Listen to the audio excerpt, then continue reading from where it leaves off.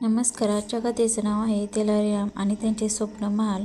एके रात्री राजा कृष्णदेवराय यांना स्वप्न पडले. त्या स्वप्नामध्ये त्याने एक सुंदर महाल पाहिला.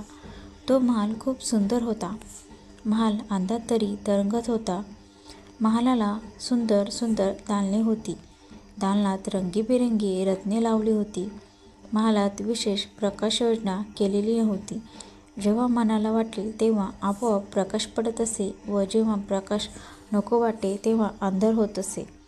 सुख संपत्तीने सजवलेला तो महाल म्हणजे एक आश्चर्य होते. पृथ्वीवरच्या कोणत्याही माणसाला भुरळ पडेल अशाच प्रकारची त्या महालाची रचना होती. हे स्वप्नात राजाने पाहिले आणि जागा होताच त्याने आपल्या राज्यात दवंडी पिटवली की जो कोणी मला अशा वर्णनाचा महाल बनवून देईल त्याला 1,00,000 सुवर्णमुद्रा बक्षीस देण्यात येतील. सर्व राज्यात राजाच्या या स्वप्नाची चर्चा होऊ लागली. जो तो हेच म्हणू लागला की अशा प्रकारचा महाल फक्त स्वप्नात बनवू शकतो. राजाला बहुधा हे कळत नसावे. अशाच आश्चर्याची चर्चा सर्वत्र होऊ लागली. राजाने आपल्या राज्यातील सर्व कारागिरांना बोलावले.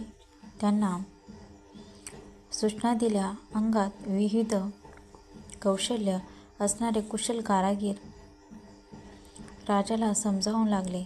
महाराज, अशा प्रकारचा महाल कधीच बनवू शकत नाही. तुम्ही याचा नाद सोडून द्या. पण राजाच्या डोक्यात आता तो महाल बांधण्याचे ठरलेच होते. काही स्वार्थी लोकांनी मात्र याचा चांगलाच लाभ करून घेतला. त्यांनी महाल बांधण्यासाठी राजाकडून पैसे घेतले. राजाने महाल बांधून देण्याचे आश्वासन देऊन ती माणसे गायब झाली होती. मात्र मंत्री लोकांना याचे वाईट वाटत होते की राजाला माणसे फसवीत आहेत. कोणीही मंत्री राजाला समजावून सांगायला पुढे जात नव्हता. यातून फक्त एकच माणूस राजाला समजावू शकत होता. तो म्हणजे तेलारीराम आणि तो काही दिवसांसाठी बाहेरगावी गेला होता. एक दिवस राजाचा दरबार सुरू झाला आणि एक म्हातारा माणूस रडत मोठ्याने ओरडत दरबारात आला. राजाने त्याला न रडण्याची विनंती केली व म्हणाला, वृद्ध बुवा, काय झाले? चिंता करू नका. मी काही तुमची मदत करू का? तुम्हाला न्याय मिळेल याची तुम्ही खात्री बाळगा. म्हातारा रडायचे थांबवून राजाला म्हणाला, महाराज, मला सर्वांनी लुटले. माझ्या जीवनभराची कमाई कोणीतरी चोरी केली. महाराज, मला छोटी छोटी मुले आहेत. आता तुम्हीच सांगा की मी त्यांना कसे जगू? राजाला हे ऐकून खूप राग आला व संतापाने राजा म्हणाला, मला सांगा, कुणी तुम्हाला छळले? कुणी तुमची संपत्ती हडप केली?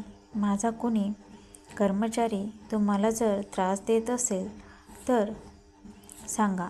म्हातारा म्हणाला, नाही महाराज, तुमचा कुणीही कर्मचारी मला त्रास देत नाहीये. राजा म्हणाला, मग तुमची संपत्ती कुणी हडप केली अशी तुमची तक्रार आहे? म्हातारा म्हणाला, महाराज, क्षमा असावी, पण काल रात्री मला एक स्वप्न पडले. त्या स्वप्नात तुम्ही स्वतः, तुमचे मंत्री आणि दरबारातले सर्व कर्मचारी सगळे मिळून माझ्या घरी आलात आणि माझ्या घरातील तिजोरी तुम्ही सर्वांनी मिळून उचलली आणि ती तुम्ही तुमच्या राजखजिन्यात जमा करून घेतली. राजा अजूनच संतापला व म्हणाला, मूर्खासारखे बोलू नका. अरे सत्यात तर काय मी स्वप्नातसुद्धा असा अत्याचार करणार नाही. आणि मूर्ख माणसा, स्वप्ने कधी सत्य होतात काय याची तुला जाणीव आहे की नाही? हे वाक्य संपताक्षणी त्या म्हाताऱ्याने आपली नकली दाढी व फेटा काढून टाकला व आपल्या मूळ अवतारात हजर झाला. तो तेलारीराम होता. तेलारीराम म्हणाला, महाराज, अशक्य स्वप्ने सत्यात येऊ शकत नाहीत हेच मला तुम्हाला सांगायचे होते. माणसाने स्वप्ने सत्यात आणण्याचा प्रयत्न करावा हे योग्य आहे, पण अशक्य असणाऱ्या स्वप्नांच्या मागे कधीच पडू नये असे मला वाटते. राजाला आपली चूक कळून आली. त्याने तेलारीरामला चांगला सल्ला दिल्याबद्दल बक्षीस दिले. आजच्या कथेचं तात्पर्य: योग्य माणसाचा सल्ला काही वेळेला उपयोगी ठरतो. अशाच माणसांची संगत ठेवणे चांगले ठरते. आजची कथा आवडल्यास लाईक, शेअर, सबस्क्राईब करा. Thanks for watching.